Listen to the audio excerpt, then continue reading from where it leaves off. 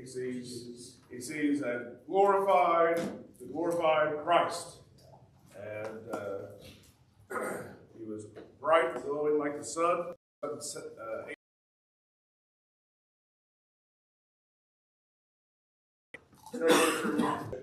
a good church, and it was faithful. It was serving the Lord. It was held on, did not give in to compromise, and yet still, even though it was doctrinally pure and devout and practicing church, it still was in terrible danger because it had left its first love.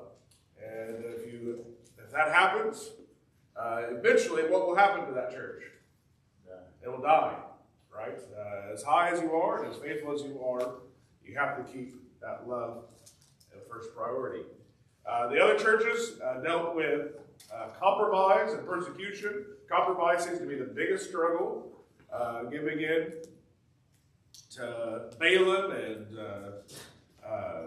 Jezebel, and the persecution is. How was Laodicea doing in the world? Yeah, what did they produce in Laodicea? Does anybody remember? This is a while back. Eye salve. They had a lot of.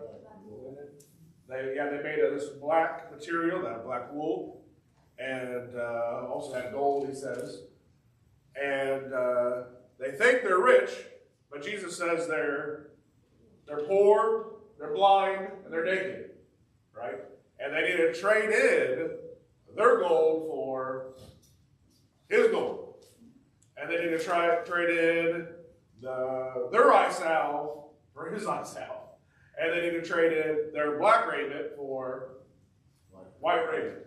Right? In chapter 4, we saw God on his throne, these wonderful colors, this sea of glass that's fire in it. There's these 24 enthroned elders. They're also on thrones, circling the great throne, and they're greatly honored, and they seem to represent who? Who do we think they represent? Okay, the 12 tribes, maybe the 12 apostles. Do you think one of the chairs was empty? I don't know that. I think we're probably stretching it too hard. But John, maybe his throne is empty. I wouldn't say that, probably not. The 4 living beings, these beasts that are great and glorious, and I think they represent, they can represent the greatness of God, but I think they're also representing God's spiritual creatures, and they're all joining in worship. Before giving worship to the holy, the almighty, the eternal God. The elders who are on their thrones, they do what? They're on their thrones, but they